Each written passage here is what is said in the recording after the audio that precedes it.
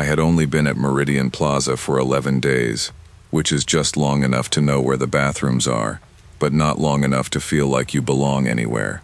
The building sat on the edge of downtown, 22 floors of tinted glass and polished stone, the kind of place that looked important from the outside and smelled like old coffee, floor cleaner, and printer toner on the inside. I took the job because I needed steady money, nothing dramatic. My mom had been helping me with rent more than I liked admitting, and I was tired of hearing that careful pause in her voice whenever I said I was between things. Security sounded simple. Sit, watch monitors, make rounds, don't fall asleep.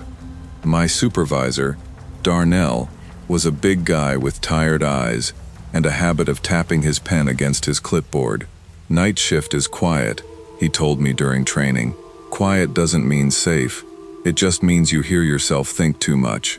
I laughed because I thought he was joking.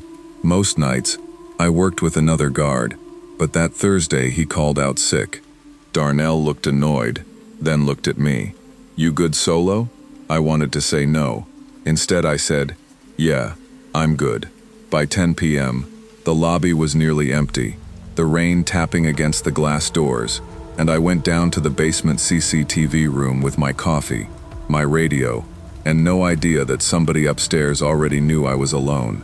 The CCTV room was basically a converted storage closet with a desk jammed against one wall and 6 monitors mounted above it. The chair leaned slightly to the left. The kettle had a layer of mineral crust around the spout. Somebody had taped a sticky note beside the door that said, "Smile, you're watching people who are watching you." I remember thinking that was funny at first. There was one receptionist still in the lobby, a woman named Mara who worked late because her husband picked her up after his restaurant shift. She was maybe in her 50s, sharp glasses, soft voice, always wrapped in the same gray cardigan. She called me on, without making it sound fake. "You got snacks down there?" she asked over the desk phone around midnight. "Granola bar and regret," I said. She laughed, and that made the building feel less hollow. The cleaners moved floor by floor above me. Every so often I'd hear cartwheels squeaking through the ceiling pipes, or the muffled bang of a trash bin. Normal building sounds, boring sounds, safe sounds. Around 1:10, the rain got heavier, rattling through the loading dock vents like loose gravel.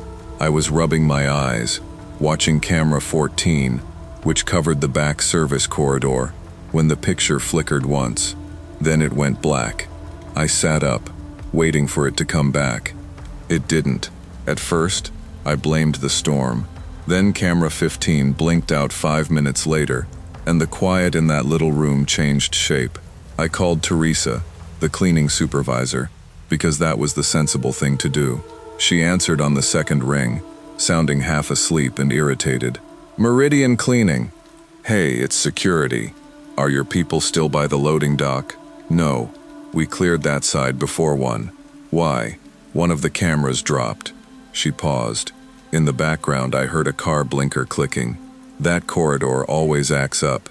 Camera 15 just went too. Another pause. Longer this time. "Call your supervisor," she said. I opened the access log on the computer, expecting to see a janitor badge or maybe maintenance. Instead, the service door had been opened with a badge belonging to a finance manager named Aaron Keller. I knew the name only because Darnell had made me memorize the high-access employees. Aaron Keller was in Dubai that week. Darnell had mentioned it that afternoon, because a package had come for him. I stared at the screen, until the letters stopped looking real. Then another badge opened the stairwell, different name. Then another opened the maintenance room. People who weren't in the building were suddenly moving through locked doors like ghosts with employee IDs. My mouth went dry. I picked up the phone and called Mara. "Lock the front doors," I said quietly. She didn't answer right away. "Mara?" When she spoke, her voice was barely above a whisper. "There's a man here." My fingers tightened around the receiver. "He's wearing a contractor vest," she said, "and he just asked where you are." I turned to the lobby camera. At first, all I saw was Mara behind the desk, standing too still. Then the man stepped into frame like he knew exactly where the camera was. Orange safety vest, baseball cap, work boots wet from the rain. Completely normal, except for the way he smiled. Not big, not wild, just calm. He looked straight into the lens and lifted a folded piece of paper. My shift schedule. I didn't move for a second. My brain kept trying to make it ordinary. Maybe management sent him. Maybe Darnell forgot to tell me. Maybe I was new and stupid and turning a maintenance issue into a horror story. Then he tapped the paper with one finger and mouthed my name. I locked the CCTV room door so fast the deadbolt scraped. My hands were shaking badly enough that I dropped my phone before I could dial 911. When the dispatcher answered, I tried to explain everything in order, but my words came out thin and tangled. "Sir, stay where you are," she said. "Do not open the door." "I'm in the basement," I whispered. "He knows I'm here." Outside the room, the hallway light buzzed. For a few seconds, there was nothing but rain in the vents and my own breathing. Then the handle moved, slowly, once, twice. The knock that followed was soft, almost polite. A man's voice said, "Open up, bro. Management sent me." And somehow, hearing him sound so normal, scared me more than if he had screamed. I backed away from the door until my shoulders hit the monitor desk. The dispatcher kept asking if I was safe, but I couldn't answer. I was watching the black screens, the dead cameras, the empty pieces of the building where he had already been. The knocking got harder. "Come on," he said. "Don't make this weird." That sentence stayed with me, like I was the problem, like locking the door was rude. Then he hit the door once with the side of his fist, and the frame jumped. I remember thinking about my mom, of all things, how annoyed she would be that I hadn't texted her back earlier, how I had wanted to prove I could handle my own life. And there I was, crouched under a desk in a basement, whispering my address to a stranger on the phone. The sirens came 12 minutes later, though it felt like an hour. The man stopped knocking before they reached the lobby. When officers found him, he was hiding in the electrical room with stolen access cards, zip ties, duct tape, and a hand-drawn map of the camera blind spots. His name was Cole, former maintenance contractor, fired months earlier. He had been sleeping in service areas off and on, watching routines, learning people. They said he probably picked me because I was new. I quit the next morning before the sun was fully up. Darnell looked like he wanted to apologize, but neither of us knew what words would make sense. Now, years later, I still notice cameras everywhere. Elevators, gas stations, parking garages. And whenever one screen goes black, even for a second, I feel that basement door behind me again, and I remember how quickly a safe place can become a trap. I used to close the bakery 4 nights a week, and for a while, I liked that shift more than I admitted. By 10:30, the morning rush felt like another life. The glass case was empty except for crumbs and 1 or 2 tired cupcakes nobody wanted. The espresso machine hissed as I wiped it down, and the whole place smelled like sugar, yeast, and lemon cleaner. I was 27 then, living with my older brother Marcus, in the downstairs unit of our aunt's duplex. He worked early at a tire shop, so by the time I got home, he was usually asleep, with the TV still glowing blue across the living room wall. He worried too much, but in a quiet way. He'd leave the porch light on. He'd text, "You good?" if I was 10 minutes late. I teased him for it because I needed to feel independent, even when part of me liked being cared about. My coworker Jenna was the opposite of quiet. She talked through every closing shift, mostly about her nursing classes, her ex-boyfriend, and whatever customer had been weird that day. That night, rain had left the sidewalks slick, and she kept looking toward the windows while we counted the drawer. "Just let me wait with you for a cab," she said. "It's 15 minutes, I told her. "I've walked it 100 times.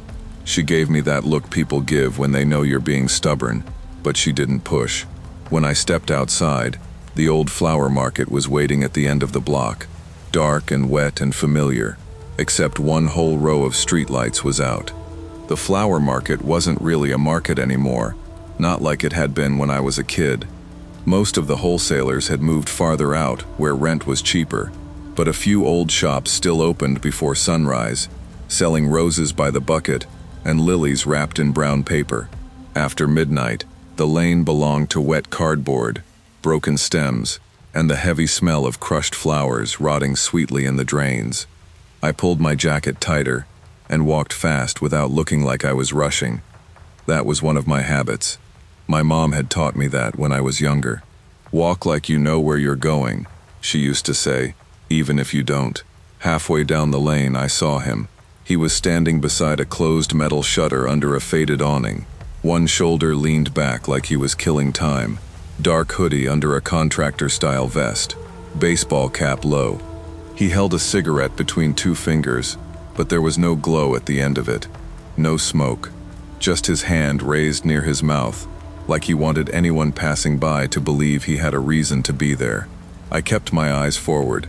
My keys were already threaded between my fingers, though I hated that trick, because it always made me feel dramatic. I passed him without slowing. A few shops later, I saw another shape near a utility pole ahead of me. Same vest, same cap, same relaxed lean, like he had been standing there all night. My stomach dropped so hard I almost stopped walking. For a second, I tried to argue with myself. Maybe there were two workers. Maybe I hadn't seen him clearly the first time. Maybe I was tired and making a shadow into a person. Because the lane was dark and my shoes were soaked, and Jenna had put the idea of danger in my head. Then I crossed the street. He crossed too, not quickly. That was what made it worse. He didn't chase me or call out. He just moved after me with the same slow confidence, leaving enough distance that if I screamed, I'd sound crazy before I sounded afraid. I could hear the soft slap of his shoes through shallow puddles behind me. My phone was in my pocket, and I was trying to decide whether to call Marcus when I heard it. A camera click, clear as a snapped twig. I turned before I could stop myself. He stood about 20 feet back, phone lowered, smiling like we were sharing some small joke. "Don't worry," he said. "I'm just making sure girls get home safe." His voice was calm, practiced, like he had said that sentence before and already knew how it sounded. I called my cousin Danny, because Marcus would panic, and I needed my voice to stay steady. "Hey!"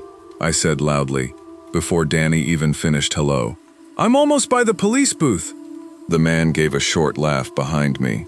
"Police booth is closed after 11, he said. That was when the market stopped feeling familiar, because I realized he knew that lane better than I did. I didn't run home. That was the only smart thought I had, and it came through the fear clean and sharp. If I ran home, he would know my street, my door, maybe which window was mine. So I kept walking toward the corner where an old tea stall sat tucked between a florist and a locked storage garage. The owner, Mr. Betty, had known me since high school. He sold tea, cigarettes, lottery tickets, and those little butter cookies my aunt liked. Sometimes, when I passed late, I could see the blue flicker of a small TV behind the shutter and knew he or his wife slept in the back room. I started banging on the metal shutter with both fists. "Please," I said, and my voice broke so badly I barely recognized it. "Please open up." Behind me, the footsteps stopped. A narrow side door clicked. Mrs. Betty opened it in a housecoat, hair wrapped in a scarf, eyes already alert before she even saw my face. "What happened?" "He's following me," I whispered. She pulled me inside by the wrist and slammed the door. The stall smelled like ginger, milk, damp newspapers, and old wood. I heard her lock 3 separate bolts. Then she shouted upward in Punjabi, loud enough to shake dust from the ceiling. 2 men from the apartments above came down within a minute, one holding a phone, the other barefoot with a baseball bat. Through the little security monitor above the counter, I saw the lane outside. The man was gone, but one of the upstairs neighbors said, "Wait, Beatty has a camera facing the bakery." The police came 20 minutes later, 2 officers with wet shoulders and tired faces. By then, I had stopped shaking and started feeling embarrassed, which made no sense. But fear does strange things when people are suddenly looking at you under fluorescent lights. Mrs. Betty kept one hand on my back the whole time, like she could feel me drifting out of my own body. Mr. Betty pulled up the footage on an old monitor behind the counter. At first, it showed me leaving the bakery, hood up, bag on my shoulder. Then, across the street, near the bus stop, the man stepped out from behind a parked van. He had been there before I reached the market. The officers watched silently as he followed me from the bakery block, sometimes hanging back, sometimes crossing ahead through alleys I didn't even know connected.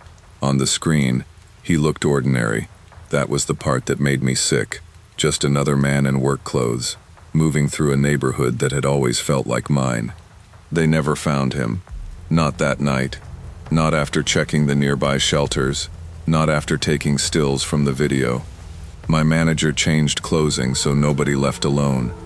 Marcus picked me up for weeks, sitting in his dusty Honda with coffee he'd never admit he bought for me. I hated needing that ride. I also cried the first night he wasn't able to come. I don't walk through the flower market after dark anymore. In daylight, it still smells like roses and wet cardboard, and people still laugh over buckets of carnations like nothing bad could ever happen there. But I know better now. Sometimes safety isn't a place. Sometimes it's a locked door opening at the right moment, and strangers upstairs deciding your fear is worth believing.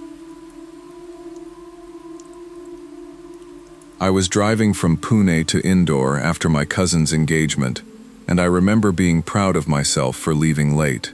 That sounds stupid now, but at the time it felt practical. My family had spent the whole evening arguing over sweets, photos, missing bangles, and who had offended which aunt by not eating enough. By 10, the apartment was still loud, with relatives dragging chairs across the floor and kids sleeping sideways on mattresses. My mother kept saying, "Leave in the morning. What is the hurry?" My father, who never liked wasting words, just stood near the balcony and checked the weather on his phone. "Road is clear now," he said. "Morning traffic will be bad." That was all the permission I needed. I was 32, old enough to hate being treated like a child, but still young enough to confuse confidence with judgment. My younger sister packed me leftover poha and kept joking that I'd call her crying after 1 hour. I told her I had coffee, downloaded music, and a full tank. Outside, the air smelled like wet dust and diesel. My white hatchback was parked under a neem tree, spotted with rainwater and flower petals from the function decorations. My mother touched the hood like she was blessing it. "Call from every toll," she said. "I will," I lied gently. At 11:07 p.m., I pulled away from the building, waving at them in the rearview mirror, until the lane turned dark and their faces disappeared behind me. For the first couple of hours, the drive felt almost peaceful. Pune thinned out behind me, and the highway opened into long black stretches broken by dabbas, sleeping trucks, and the occasional bus blasting past with blue lights glowing inside. I kept the AC low because the windshield fogged whenever I turned it up, and every few minutes I rubbed a circle clear with the back of my hand. I liked night driving more than I should have. There was something private about it, like the world had gone quiet and handed me the road for a while. My playlist moved from old Bollywood songs to soft American rock, then to silence when I got tired of voices. Around 1:45, I stopped at a fuel station, bought watery coffee in a paper cup, and texted my sister a picture of it. She replied, "Looks poisonous." I sent back, "Keeps me alive." The man at the pump told me the next stretch was quiet but fine. "Just don't stop unless it's a toll or petrol," he said, almost casually. I remember nodding like I knew that already. By 2:30, the road had emptied so completely that my headlights felt small. The rain had slowed to a mist, and the highway reflected back in broken silver lines.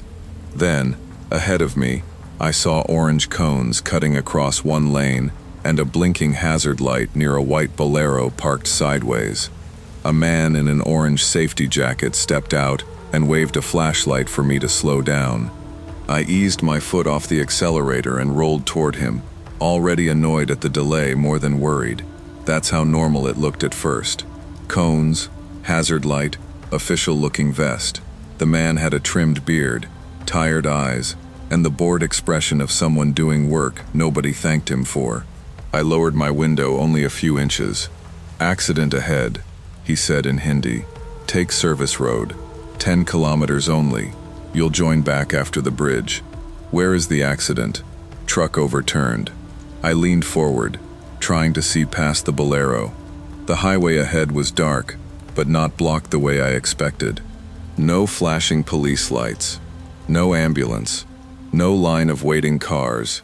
No people standing around with phones, which on Indian roads is usually the first sign something happened. He bent closer to my window, too close, his flashlight beam sliding across my dashboard and then my passenger seat. "You alone?" he asked. The question landed wrong. Before I answered, his eyes moved past me into the back seat, where my sister's blanket and a box of sweets were lying. My hand went to the lock button. "No," I said. "My uncle is behind me in another car." For half a second, his face changed. Not much. Just a tightening around the mouth, like I had given the wrong answer to a question he hadn't meant to show me. "Call him," he said. "He's right behind," I said, though my throat had gone dry. That was when another man stepped out from behind the Bolero and walked slowly toward my rear tire. I locked the doors so hard the click sounded like a gunshot inside the car. The first man's voice changed immediately. "Madam, why are you panicking? Take the road." The second man bent near my back wheel, pretending to look at something. I couldn't see his hands. I couldn't see the shoulder clearly.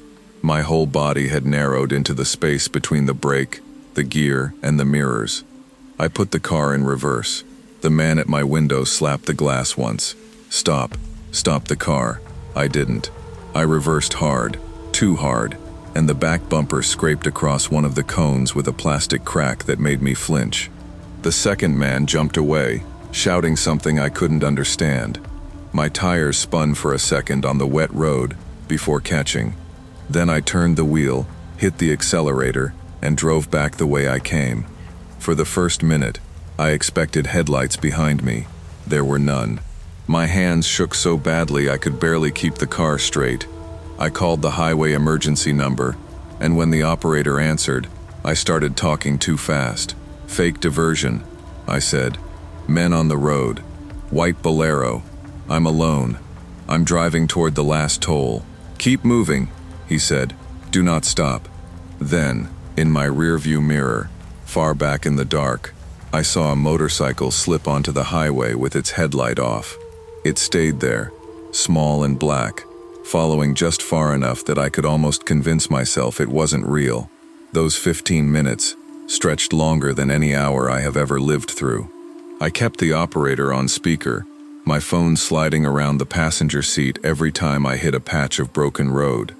The motorcycle stayed behind me, appearing whenever another vehicle's headlights washed over it, then vanishing again into darkness like a shadow. I did not slow down until I saw the toll plaza. Real lights, real booths, trucks lined up, men in uniforms drinking tea near a barricade. I pulled in crooked and stopped so suddenly the car behind me honked. Then I just sat there with both hands locked on the steering wheel, while the toll worker tapped my window and asked what happened. By sunrise, I was at a police outpost that smelled like damp files, fennel, and overboiled tea. An officer took my statement while another kept telling me to sip water. They found the setup later that morning. The Bolero was gone, but the cones were still there, along with stolen plates, ropes, and 2 cheap phones with no SIM cards. "They target tired drivers," the officer said quietly. "Solo people. Service road has no cameras." I stayed in a hotel that day with the curtains closed, listening to elevators ding in the hallway, and jumping every time someone walked past my door. 2 days later, I took a train back. Within a month, I sold the car. People ask why I didn't just get over it. I wish fear worked that cleanly. But some roads stay inside you. Even now, When I'm a passenger at night, I still check every mirror, every parked vehicle, every orange cone, because I know how easily something ordinary can be arranged to look safe. My parents left on a Friday afternoon for a wedding in Pennsylvania, and I remember acting like I was 16 again, even though I was 26, and had my own apartment across town. They had asked me to stay at their house for the weekend, because my dad hated leaving it empty, and because my mom still believed burglars could smell vacation plans through the walls. I said yes, mostly because I missed the place. It was the house I grew up in, a split level in a quiet New Jersey neighborhood where everybody knew each other's cars before they knew each other's names. The front porch light buzzed faintly when it got humid. The kitchen always smelled a little like lemon cleaner and old coffee. My dad kept the garage so organized it made visitors nervous, and my mom left sticky notes on everything, as if the toaster might forget its purpose. Before they left, she walked me through the house, like I had never lived there. "Lock the sliding door after dark," she said. "I know. And don't leave dishes in the sink." "I know that too." My dad stood by the door jingling his keys, pretending not to enjoy her worrying. He was calmer than my mom, but in a practical, mechanical way. If something broke, he fixed it.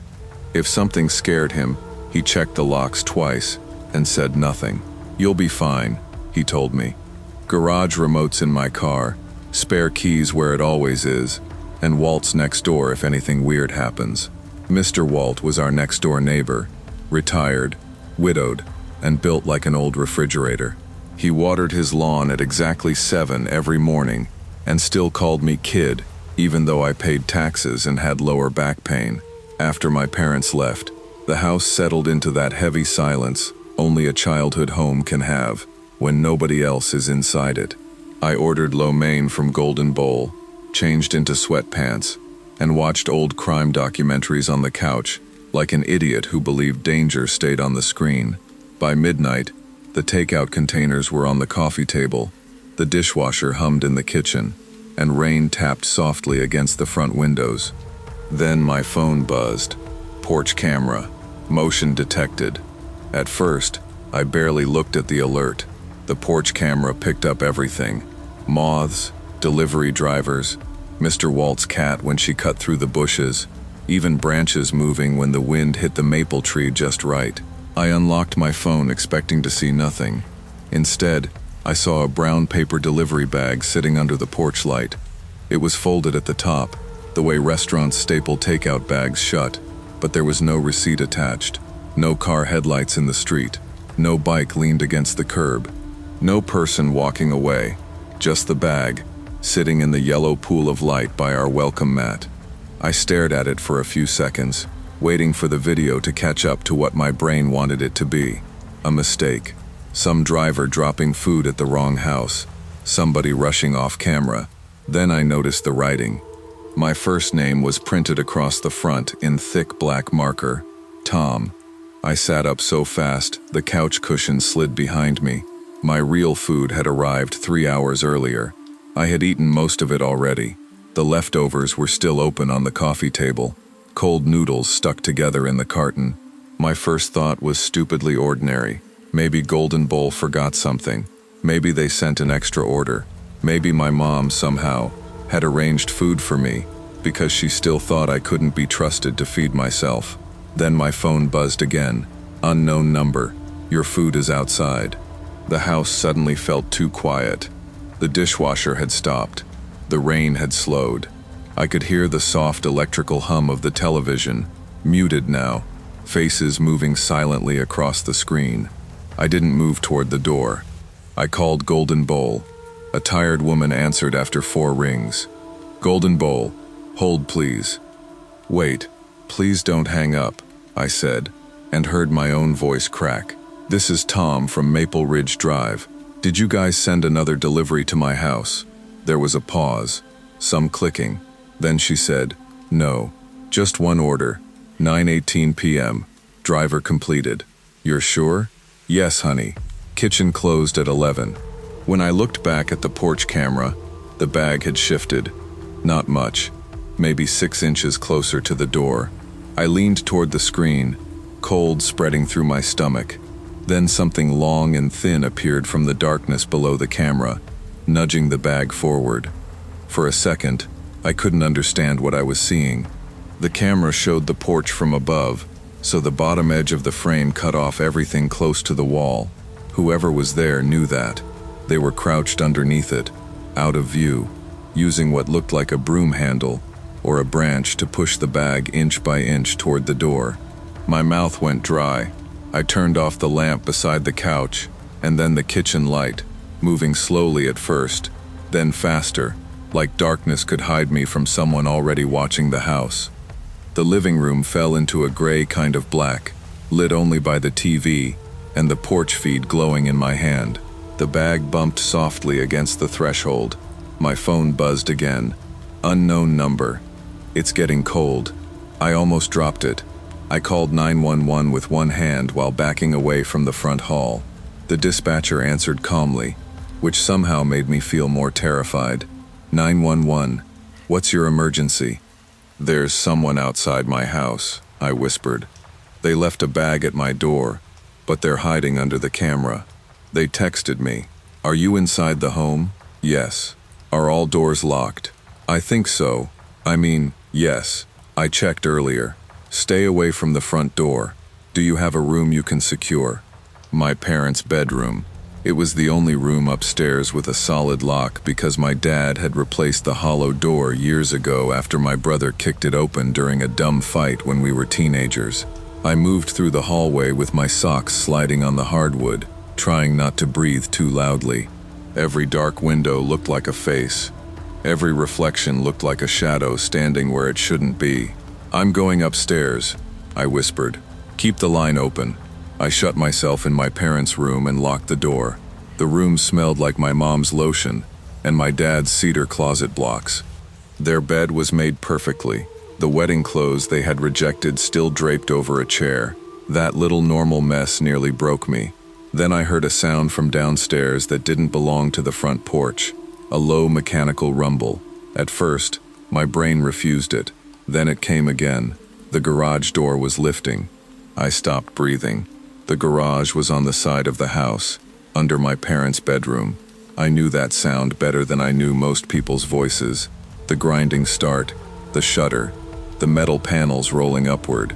But the opener was supposed to be inside my dad's locked car, parked at the mechanic's shop while they were out of town. The spare remote was supposed to be with it. Someone's opening the garage, I whispered. The dispatcher's voice sharpened. Police are on the way. Stay where you are if the door is locked. But staying still felt impossible. I pictured the mudroom door at the bottom of the stairs, the one that led from the garage into the house. I couldn't remember if I had locked it. I had checked the front door, the slider, the back door. Had I checked that one? The garage door stopped halfway with a heavy clank. Then I heard footsteps on concrete. I ran to the bedroom window and shoved it open so hard the frame stuck. The night air hit me cold and wet. Across the lawn, Mr. Walt's house was dark, except for the blue flicker of a TV. "Mr. Walt!" I screamed. My voice tore out of me, ugly and desperate. "Help! Someone's in the garage!" For one awful second, nothing happened. Then his porch floodlights snapped on so bright, they washed the yard white.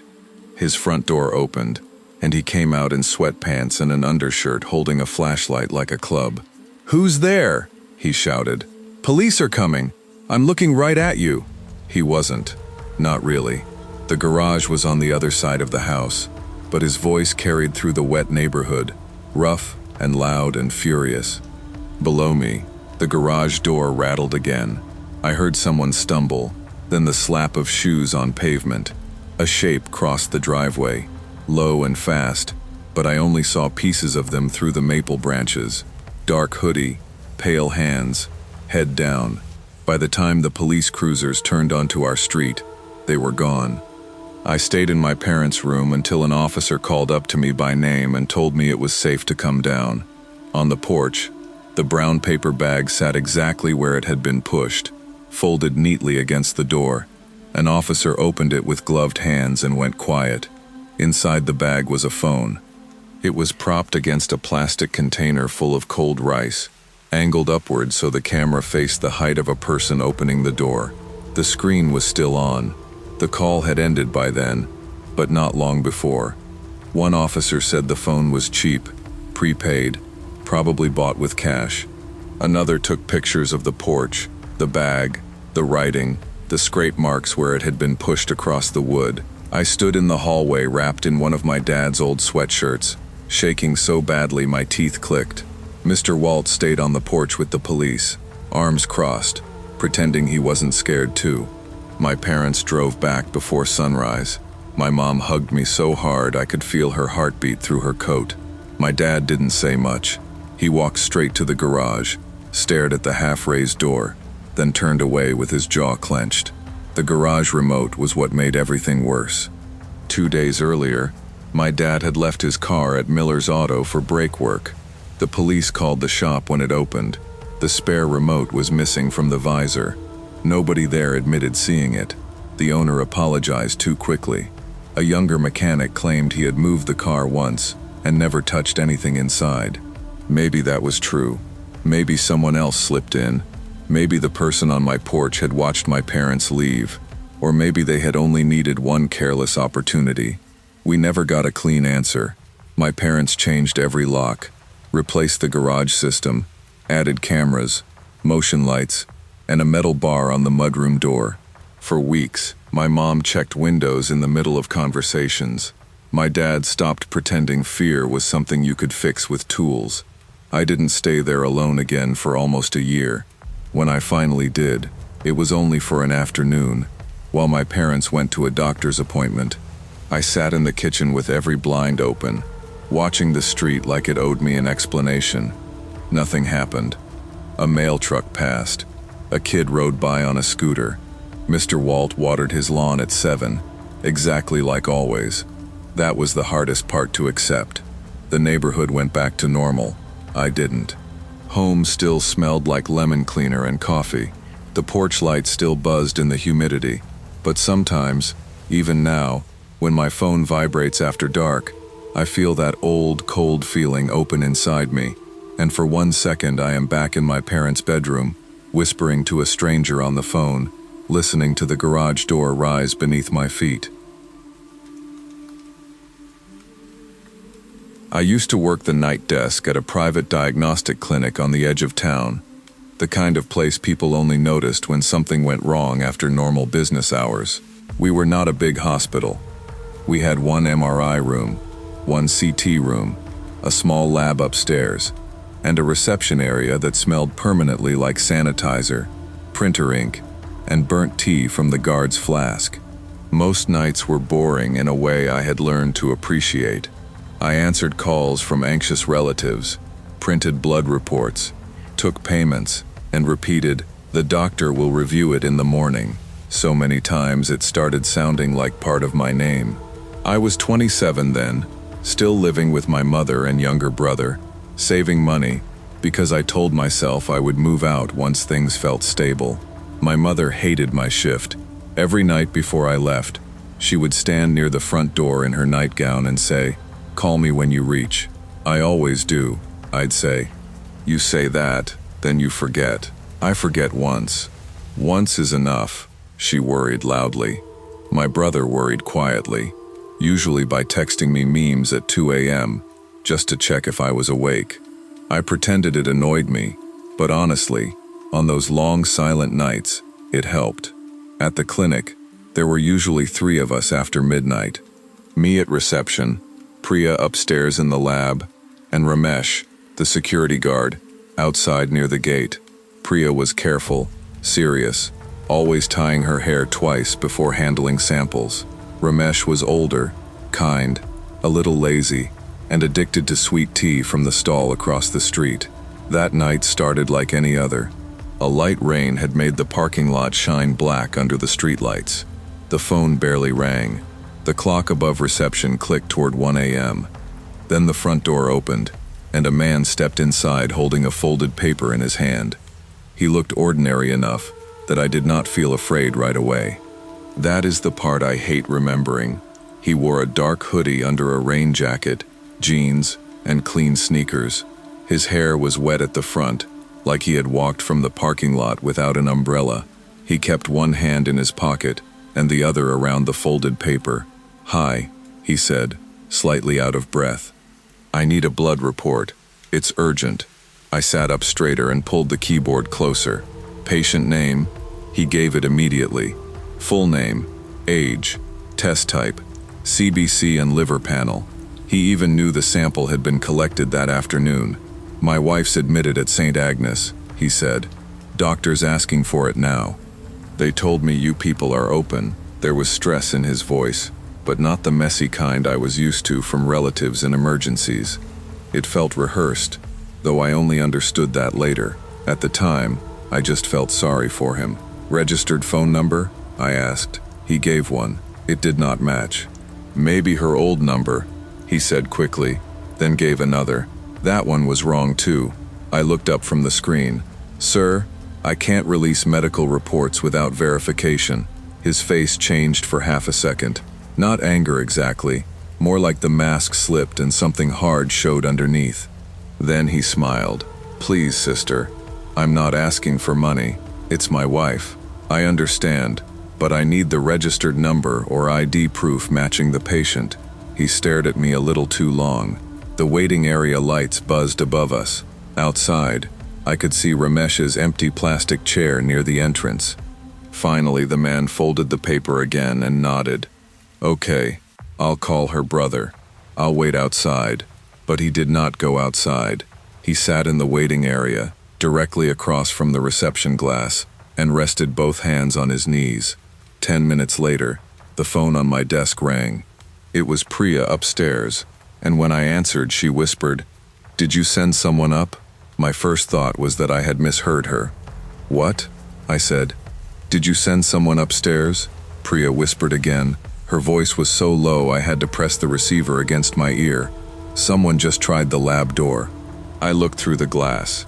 The man from reception was still sitting in the waiting area. He was not on his phone. He was not pacing. He was sitting perfectly still, looking right at me. "No," I said, and my mouth went dry. "He's here." There was silence on Priya's end. Then, barely audible, "Then who's outside the lab?" My skin went cold from my scalp down to my hands. I turned toward the small monitor under my desk, the one connected to the clinic cameras. The upstairs hallway camera showed a figure near the lab entrance. Dark hoodie, rain jacket, mask over his face. Same build, same clothes, almost identical. For a second, my brain tried to make it innocent.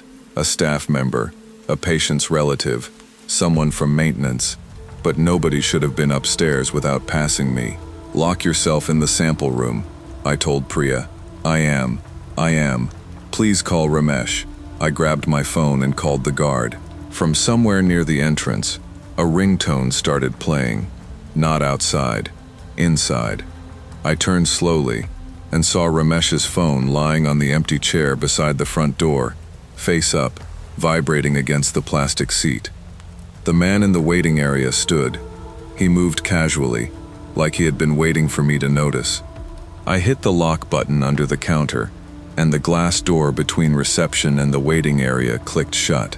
It was not bulletproof or anything dramatic, just a security door meant to stop angry patients from storming the desk. He walked up to it, smiled, and tapped one finger against the glass. Tap, tap, tap. "Upstairs," Priya whispered into the landline. "He's trying the handle again." I called 911 with hands that barely worked. The dispatcher asked for the address, and I gave it too fast, then had to repeat it while staring at the man through the glass. He was no longer smiling. He leaned close enough for his breath to fog a small circle on the panel. "Open it," he said. I shook my head. His voice stayed soft. "Don't make this stupid." That scared me more than if he had yelled.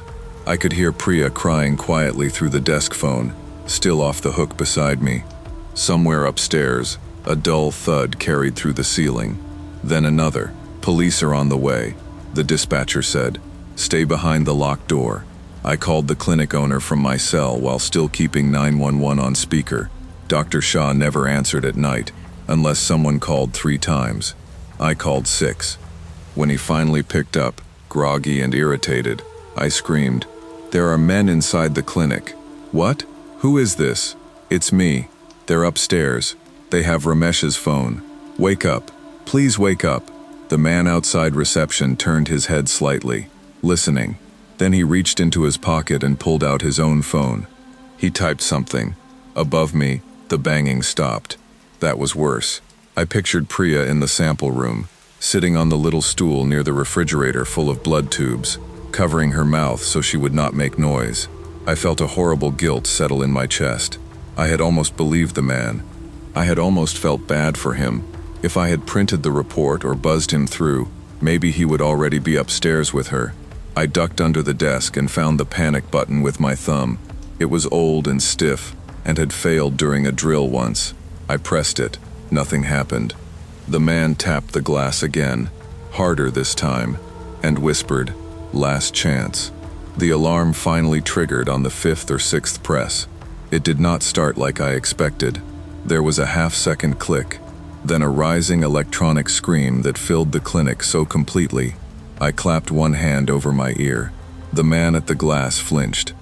For the first time, he looked angry. Not annoyed, not impatient, angry.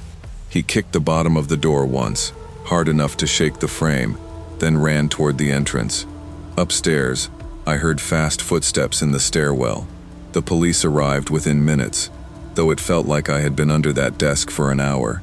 Red and blue lights washed across the waiting room windows. Officers caught one man behind the clinic near the generator shed. The other was found hiding in the stairwell between the 1st and 2nd floor, crouched behind a stack of old file boxes. Ramesh was found outside near the tea stall, shaken and confused. He said one of them had asked for directions, and when he stepped away from the gate, the other must have slipped in. His phone had been taken from the chair. Maybe that was true. Maybe he had just been careless. I never knew what to do with my anger at him, so it sat inside me with everything else. The police found fake hospital papers in their pockets. They also found a folded list with names and timings of female night staff from 3 nearby clinics. Mine was on it. Priya's was too. I remember sitting in the back of an ambulance afterward, wrapped in a thin blanket that smelled like plastic, while Priya held my hand so tightly our fingers hurt. Neither of us said much. There was nothing useful to say. I resigned that week. Dr. Shah apologized, installed better locks, hired 2 guards per shift, and stopped keeping young staff alone at night. People told me that was a good thing. Like fear becomes worthwhile if it improves a policy. Maybe it does. Maybe that is the only way to live with it. But even now, years later, whenever I walk past a clinic glowing white in the middle of the night, I think about that glass door, that soft tapping, and the moment I realized danger does not always rush in loudly. Sometimes it sits politely in a waiting room, knows your name, and smiles while someone else moves upstairs.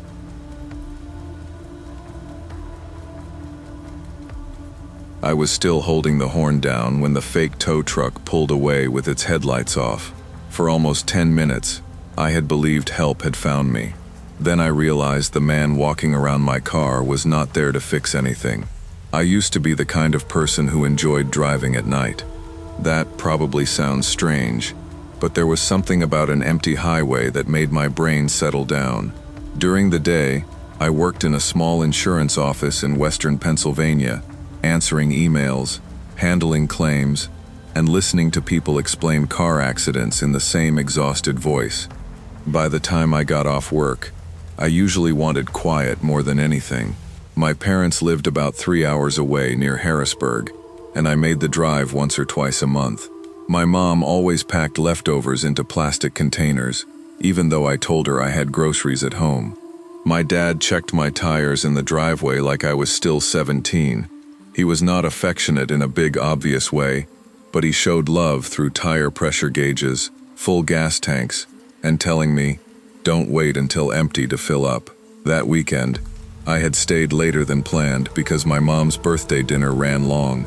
My sister came with her kids. and the house was loud in that warm, messy family way that makes you tired before you realize you're happy.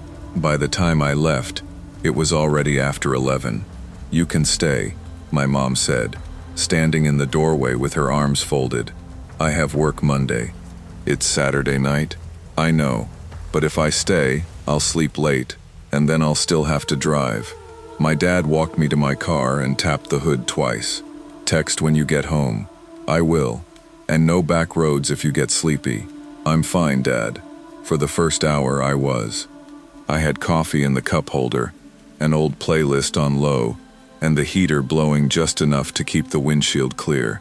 The highway was mostly trucks, and the occasional car passing fast in the left lane. Everything felt normal until the temperature light blinked on. At first, I thought it was a mistake. Then the needle started climbing. I took the next service road because it was the only safe-looking place to pull off. It ran parallel to the highway for a while, separated by a sloping strip of weeds and guardrail. But once I turned onto it, the main road felt strangely far away. Trucks passed in the distance with a low rushing sound, close enough to hear, but too far to see me clearly. It was 1:30 in the morning. I put the car in park, turned the heat all the way up, because I remembered my dad saying that could help an overheating engine, and sat there watching steam curl faintly from under the hood. The air outside was cold and damp, the kind of March night where the pavement looked wet even when it wasn't raining. I called roadside assistance, trying to sound calmer than I felt. The operator was polite and bored, like she had taken 50 calls exactly like mine. "Are you in a safe location?" she asked. "I think so. I'm on the service road near mile marker 218. "Are you alone?" "Yes."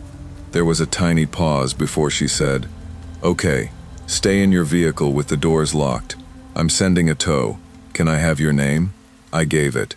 She repeated it back, confirmed my phone number, and told me the driver would take about 30 minutes. After we hung up, the silence got heavy. I texted my dad that I had pulled over but was okay. I did not call him because I knew he would hear the fear in my voice and start driving toward me half asleep. 5 minutes later, yellow light flashed in my rearview mirror. A tow truck rolled up behind me and stopped so close its headlights filled my car with white glare. Relief hit me first, fast and embarrassing. I actually laughed once under my breath. The driver got out quickly. He was already wearing gloves. He walked to my window and said, "You called for pickup, Megan?" The sound of my name should have made me feel safer. For 1 second it did. Then I remembered I had only given it to the operator 5 minutes earlier, and the app still said a driver had not been assigned. I kept the window up and cracked the door only enough to speak through the gap. "What company are you with?" He glanced back at his truck like the answer was obvious. "County Roadside Towing." The name was close, too close. My membership app said County Line Towing. "Do you have the dispatch number?" I asked. He smiled, but it did not reach his eyes. He was maybe late 30s, clean-shaven, average build, the kind of man you would not notice in a gas station. That made it worse somehow. "Look, I'm trying to help you out," he said. "Engine overheated, right? Sit in my truck where it's warm, and I'll load this up. I'm okay in here." His smile faded. "Ma'am, I can't load the vehicle with you sitting inside. I'll get out when the real driver gets here." That was the first time his face changed completely. Not dramatically, just a tightening around his mouth, a small shift in posture, like I had stopped being a person and become a problem. He stepped back and walked around my car with a flashlight. The beam swept across my mirrors, my back seat, my purse on the passenger floor. I locked the doors again even though they were already locked. My hands were shaking so badly it took 3 tries to open the roadside app. Actual tow truck, 25 minutes away. My stomach dropped. I called the operator again, whispering, "There's a tow truck here, but it's not mine." Before she answered, he bent down near my rear tire. A sharp hiss cut through the cold air. Then my tire pressure warning came on. For a moment, I just stared at the dashboard. The little orange symbol glowed back at me, calm and meaningless. as if it had not just told me I was trapped. He stood up slowly from the rear tire and wiped something on his glove. Not a knife, I don't think. Maybe a valve tool. Maybe something small enough to hide in his palm. He looked toward my window again, and this time he did not bother pretending. I called 911. My voice came out thin. I'm on a service road near mile marker 218. A man is pretending to be my tow driver. He just damaged my tire. The dispatcher asked if I could drive away. My engine overheated. I don't know. I don't think so. The man walked back to my window and tapped on it with 2 knuckles. Open the door, he said. I shook my head and held the phone down against my leg so he would not see the screen. He leaned closer. I could smell cigarettes through the glass, or maybe diesel from his truck. You don't want to be sitting out here all night. Something in me snapped then. Not bravery exactly, more like panic finally finding a job. I slammed my palm onto the horn and held it there. The sound tore through the service road, ugly and constant. The man jerked back, furious. I kept pressing until my arm hurt. On the highway, a truck slowed, then another. Their brake lights glowed red through the weeds like distant warning signals. The fake driver looked toward the highway, then back at me. His face was flat now, empty of every polite expression he had used before. He walked quickly to his truck, climbed in, and pulled away. He did not turn on his headlights. The police found me still locked inside my car, crying so hard I could barely answer questions. One officer stood near my rear tire and shined his flashlight down. "Valve stem's been cut," he said. Hearing it out loud made my knees go weak, even though I was sitting down. Until then, part of me had been hoping I misunderstood, that maybe the tire warning was bad timing, that maybe he was just rude, that maybe fear had made me stupid. But the tire was ruined, and my engine was still ticking hot under the hood, and the fake tow truck was gone into the dark like it had never been there. The real tow driver arrived 20 minutes later, shaken when the officers told him what happened. He was a heavy-set man in a reflective jacket who kept saying, "That wasn't us." I'm sorry, that wasn't us. I believed him, but I still would not sit in his truck until one of the officers checked his ID and dispatch confirmed his plate. Later, at the Toll Plaza Lodge, I sat on the edge of a thin motel bed while the heater clicked and rattled under the window. The room smelled like old carpet and bleach. My dad arrived just after sunrise in yesterday's jeans and a sweatshirt, hair flattened on one side from sleep. He did not lecture me. He just hugged me in the parking lot and held on longer than usual. The police told us fake tow scams had been happening on that stretch, but mine was different. The driver had known my name too quickly. They thought someone might have been listening to dispatch calls or using a scanner. Maybe he was waiting for stranded drivers. Maybe I was just the next voice he heard. I changed roadside providers after that. I stopped driving long highway stretches alone at night. For months, every yellow flashing light made my chest tighten. I used to think fear lived in dark alleys and abandoned places. Now I know it can show up dressed like help, with gloves already on, saying your name like it belongs to him.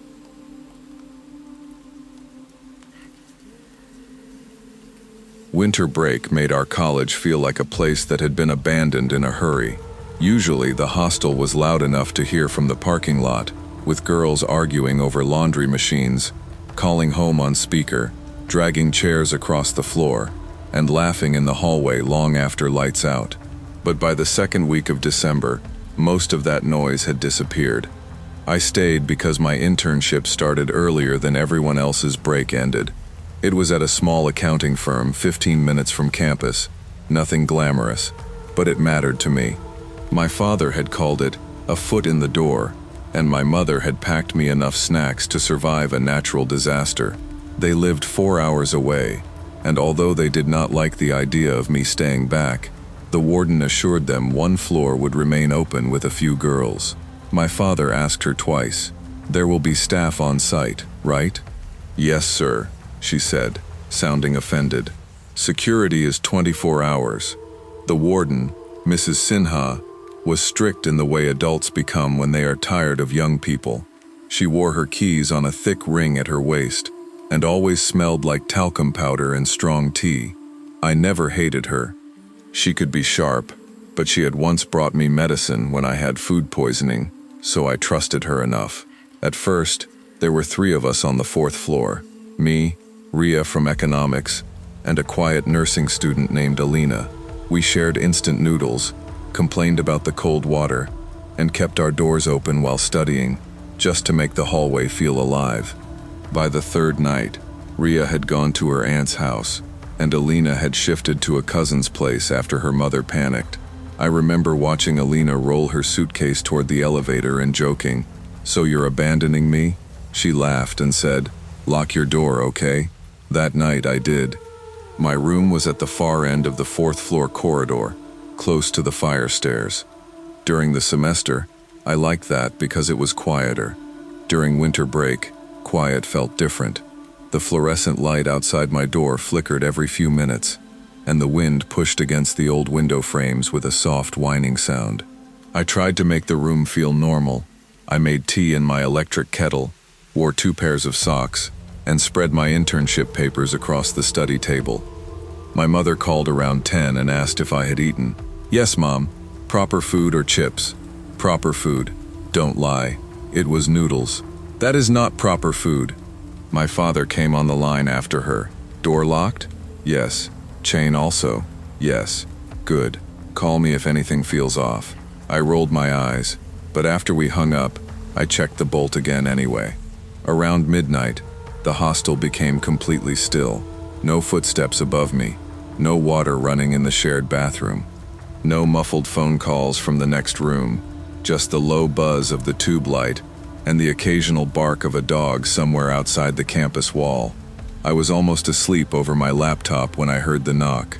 3 soft taps. At first, I thought it came from inside a dream. Then it came again, sharper. I froze, sitting upright on my bed. A man's voice spoke from the hallway, low and flat. "Pest control, madam." For a few seconds, I just stared at the door. Pest control. At 12:45 in the morning, nobody had informed me. No notice had been pasted downstairs. No message had come in the hostel group. I stepped quietly onto the cold floor and looked through the peephole. 2 men stood outside my door wearing masks. One held a spray can, the other had a clipboard. Then I looked down and saw one of them was wearing bathroom slippers. My first instinct was to step away so fast my heel hit the bed frame. I pressed my hand over my mouth, not because I was going to scream, but because my breathing suddenly sounded too loud. The man knocked again. "Madam, open. We have to check the room." I didn't answer. My phone was on the table, charging beside my laptop. I grabbed it and called Mrs. Sinha. Her number rang once, then went to a switched-off message.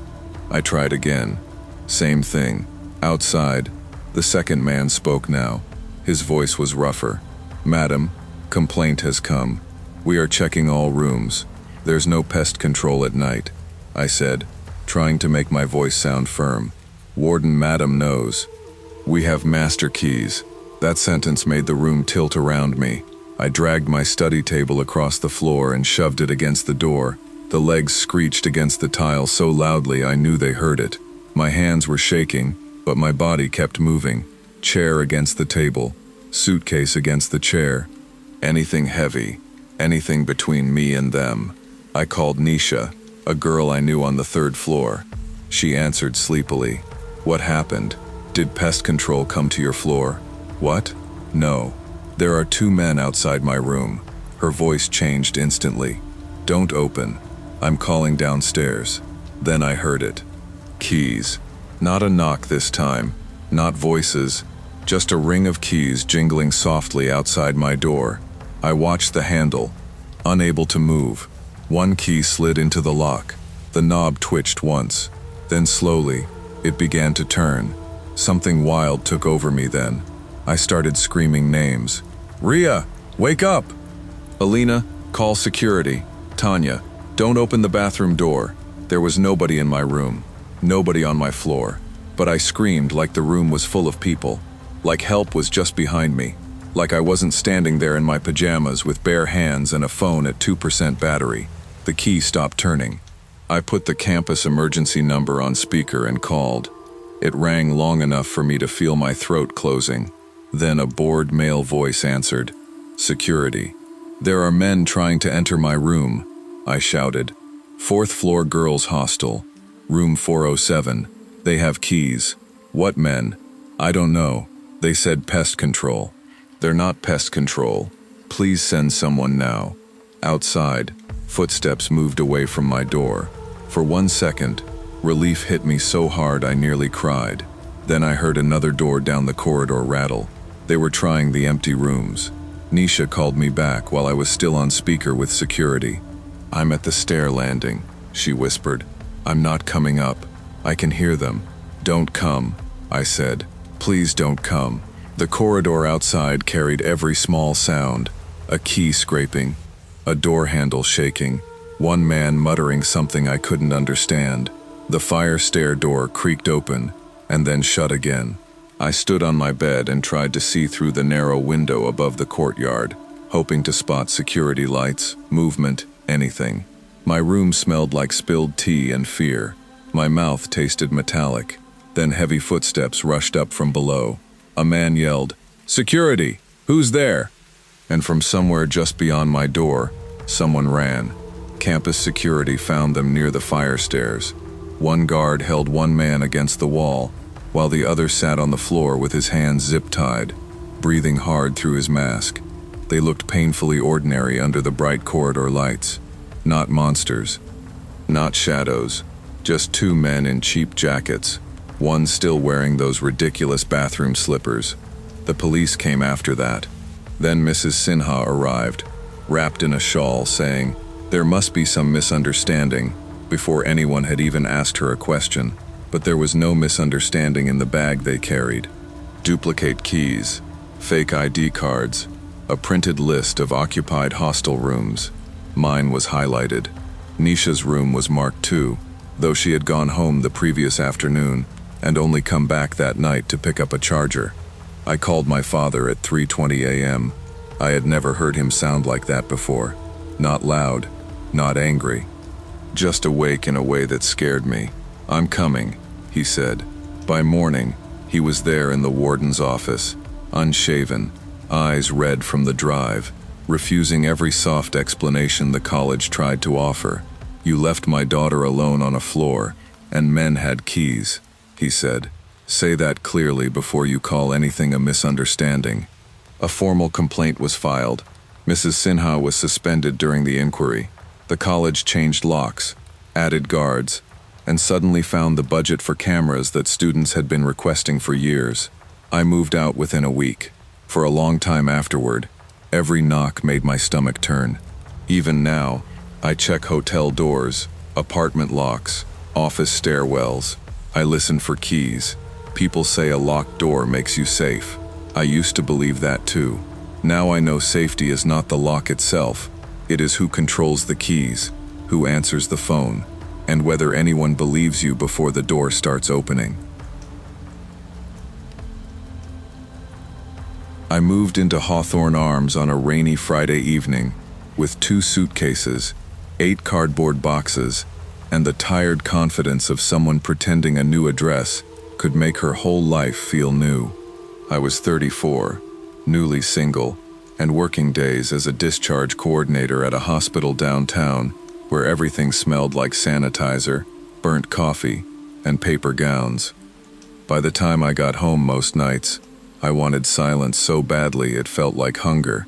The apartment was small but clean. Beige carpet, narrow kitchen, bathroom with old blue tile, and a living room window facing the parking lot. My cousin Rachel had helped me carry boxes until her back started hurting, then left me with a hug and a warning to lock the deadbolt. The landlord, Mr. Carver, seemed harmless. Soft voice, gray cardigan, keys clipped to his belt. Quiet building, he told me. Mostly nurses, retirees, people who mind their own business. That sounded perfect. Around midnight, I was sitting on the floor eating cold pizza from a paper plate, labeling boxes with a marker, when I heard a soft tick beside the bathroom door. I looked up just as another drop hit the cardboard. At first, I thought I had spilled something. I wiped the floor with an old towel and stared at the ceiling until another drop formed, fat and clear, then fell onto my wrist. The bathroom smelled damp, like old plaster waking up. I moved my boxes away from the wall and put a mixing bowl under the leak because it was the only thing I had unpacked. It was 12:48 a.m. when I texted Mr. Carver. "Sorry it's late. Water is coming through the ceiling near the bathroom." He replied after 2 minutes. "Unit upstairs is vacant. I'll send maintenance in the morning. Put a bucket down if you can." The answer calmed me a little. I set my phone on the counter and tried to make myself useful, pressing towels along the baseboard, listening to the drip become steadier. Then someone knocked. 3 hard taps. I froze. A man's voice came through the door. "Maintenance, open up." For 1 second, relief washed through me so strongly, I almost moved toward him. Then my brain caught up. "Morning." Mr. Carver had said morning. I stepped closer to the peephole. "Who sent you?" "Building maintenance," he said. "Need to check the leak." The hallway light behind him was dim, turning his face into a shadow under a baseball cap. I could see a dark jacket, work boots, one hand held low at his side. Nothing about him looked impossible. That was the worst part. He looked like any tired maintenance guy called out too late. "Can you show me ID?" I asked. He held a card up to the peephole, but he pressed it so close all I saw was a blur of white plastic. "Back it up a little," I said. He didn't. His voice changed. Not angry exactly, but firmer. "Ma'am, if you don't open, the ceiling can fall, and you'll be responsible." That sentence landed wrong. It sounded practiced. Pressure, not concern. I backed away and called Mr. Carver directly. While the call rang in my ear, a phone vibrated outside my door. Not somewhere down the hall, right outside. The man had Mr. Carver's phone. My fingers went numb. I nearly dropped mine before I remembered the emergency contact sheet taped beside the elevator. I had taken a picture of it earlier because Rachel told me to. Across from 2C was a number for Sam and Priya Mehta. I dialed with shaking hands. Sam answered groggy, and I spoke loudly enough for the man outside to hear. "I've called the police. Someone is at my door pretending to be maintenance." The knocking stopped. For 2 seconds there was only the drip behind me, and my own breathing. Then I heard footsteps moving away, slow at first, then faster toward the stairwell. Sam opened his door before I did. I kept my chain on until I heard his wife, Priya, say, "Honey, it's us. Stay inside. We're right here." They stood in the hallway in pajamas and winter coats until the officers arrived. Priya kept asking if I was hurt, and I could only shake my head. My legs felt hollow, like they belonged to someone else. The police went upstairs first. The vacant apartment above mine was unlocked. One officer came back down with wet sleeves and a look I didn't like. The sink tap had been left running. A bucket had been tipped beside the bathroom wall so water would spill through the floor. It was not a plumbing emergency. It was bait. Then Mr. Carver arrived, pale and breathless, and when an officer asked who else had keys, he looked at the floor. Mr. Carver admitted a spare key had gone missing during renovation work 2 weeks earlier. He had also left his work phone in his unlocked truck that evening, and thought he had misplaced it. Whoever came to my door had used both. He had opened the empty unit, made the leak, answered my text, then walked downstairs with a reason for me to let him in. Police never found him. The hallway camera near the stairwell had been out for months. The parking lot camera caught only a dark sedan leaving at 1:07 a.m. No plate visible. I stayed with Rachel for a month. I slept on her couch again, listening to her dishwasher hum and feeling embarrassed by how badly I needed the light left on. When my lease ended, I moved into a newer building, with cameras that worked and neighbors who knew my name. People ask if I feel safer now. I do, mostly. But safety is different after something like that. It is no longer a feeling. It is a checklist. I confirm with 2 people before opening the door at night. I call. I wait. I listen. Because now I know danger does not always break in. Sometimes it knocks politely, uses a familiar voice, and waits for you to unlock the door yourself. I started working at the Brookvale 8 because I needed rent money, and because my mom said sitting in my apartment between hospital shifts was making me too quiet. She meant well. She always did. After my dad died, she measured my sadness by how often I answered texts, how long I let dishes sit, how many times I said I was fine. The theater was only part-time, mostly weekends, and it smelled like butter oil, old carpet, and cherry slush syrup. It was not glamorous, but it gave me a routine. I liked the closing shifts at first. There was something peaceful about the building after the last crowd left, once the arcade lights blinked to themselves, and the lobby music sounded too loud for all that empty space. My supervisor, Dana, was 46, practical, divorced, and always wearing reading glasses on a chain. She smoked behind the dumpsters during breaks and called everyone kid, even people older than her. That Saturday was wet and cold, the kind of late October rain that made the mall parking lot shine under the orange lights. Trevor, the other closer, begged off early because his girlfriend's car had died, and Dana let him go with a tired wave. "Just do the final sweep with me after cash," she said. But 10 minutes later, she got pulled into the office with the safe, and I grabbed the trash bags alone, thinking it would take 5 minutes. Screen 2 was empty. Screen 3 was worse. Popcorn everywhere. Then I reached Screen 4 and saw the door sitting open. Screen 4 had always been the smallest theater, tucked at the end of the back hallway where the carpet changed from red to a faded maroon no one had bothered replacing.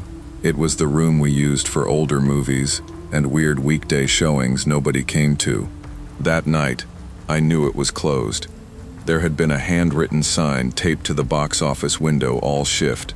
Screen 4 unavailable due to projector repair. Still, when you work somewhere long enough, your body follows the checklist, even when your brain says it does not matter. Trash, cup holders, side exits, lost phones, sticky spills. I pushed the door open with my hip and stepped inside. The air felt colder than the hallway. The screen was blank, gray-white in the dark, catching a little light from the aisle strips. No previews, no credits, no sound except the low hum of the ventilation system. At first I thought I was alone, then my eyes adjusted, and I saw him. He was in the very back row, almost centered, hoodie up, shoulders rounded forward like he had been sitting there for hours. For a second, I thought maybe a customer had wandered in drunk, or confused from another theater. It happens sometimes. People slipped into the wrong screen, fell asleep, missed the end of their movie. "Hey," I called, keeping my voice light. "Sorry, sir, we're closed for the night." He did not move. I took 2 steps down the aisle, then stopped when I realized there was nothing for him to have watched. No movie had played in that room at all. I laughed a little, not because anything was funny, but because my body needed a sound to put between me and the silence. "You might have ended up in the wrong auditorium," I said. "The last shows are over." The man stayed still. His hands were hidden in the front pocket of his hoodie. I could not see his face, only the pale line of his jaw under the shadow of the hood. The smell in the room seemed different now. Sweat under damp cotton, faint but sour. I backed up 1 step and pulled out my radio. "Dana, you there?" Static crackled. Then her voice came through, distracted. "Yeah, kid." "What's up?" "There's someone in Screen 4. A pause. "What do you mean someone?" "A guy. Back row. I'm telling him we're closed." Her voice sharpened. "Screen 4's closed. Projectors torn apart. Nobody should be in there." That sentence moved through me slowly, like cold water filling my shoes. I looked toward the side exit near the front, then the staff door tucked behind the curtain on the left wall. Most customers did not even know that door existed. It led to a service hallway with storage closets, breaker panels, and access to the old mall corridor. I lowered the radio. "Okay," I said to the man, trying to sound annoyed instead of scared. "I'll give you 5 minutes, but then we really have to lock up." That was when he finally turned his head. His voice was calm, almost curious. "Do you close alone every Saturday?" I ran before I thought about running. My sneakers slipped on the aisle carpet, and the trash bag twisted around my wrist, spilling cups behind me as I shoved through the auditorium doors. I did not look back. Looking back felt like giving him permission to become real. The hallway seemed longer than it ever had. The lights above me flickered in that cheap fluorescent way I had complained about for months. Halfway to the lobby, I noticed the emergency exit beside screen 4. A strip of silver duct tape had been folded over the latch, so the door would close but not lock from the outside. I stopped just long enough to understand what I was seeing. Then the auditorium door behind me creaked. I sprinted. Dana was coming out of the office with the cash drawer in both hands when I hit the lobby. She took one look at my face and set it down hard. "What happened?" "There's a man in 4, I said, barely getting the words out. "He asked if I close alone. The exit is taped." Dana did not ask me if I was sure. That is one of the reasons I still think about her with gratitude. She grabbed my arm and pulled me into the manager's office, locked the door, then pushed the filing cabinet in front of it with a grunt. Her hands shook when she called mall security, but her voice stayed steady. "This is Brookvale 8. We have an intruder inside the theater. Possible weapon unknown. 2 female staff locked in the office. Outside, somewhere beyond the wall, a door opened softly. Security arrived before the police. 2 guards with flashlights and tired faces that changed the moment Dana showed them the taped exit. They searched screen 4 first. The man was gone. He had left through the service hall, probably the same way he came in, but under the seat where he had been sitting, they found a black drawstring bag. One guard opened it in the hallway, and I saw enough before Dana turned my shoulders away. A small knife, work gloves, 3 women's scarves folded tightly together, one floral, one blue, one pale pink with makeup smudged near the edge. The police took our statements in the lobby, while the soda machines hummed behind us like nothing had happened. Later, an officer told Dana they had been looking into complaints from other theaters in the mall. A man had been slipping into late shows without tickets for weeks, not stealing money, not bothering customers, just watching, learning schedules, waiting for closing rounds. They found footprints in the service hallway dust, and a scratched lock on a staff-only entrance that should have been repaired months earlier. I quit 2 weeks later. I tried to stay because I needed the money, because quitting felt like letting him take another piece of my life. But every dark row looked occupied. Every hoodie in the lobby made my stomach clench. Every empty screen felt like a mouth waiting to close. I work mornings now at a clinic near my apartment. I still check exits when I enter a room. I still hate sitting with my back to a door. The theater changed its policy after that. Nobody sweeps alone. Staff leave together. It is a good rule. I just wish it had existed before I learned why we needed it.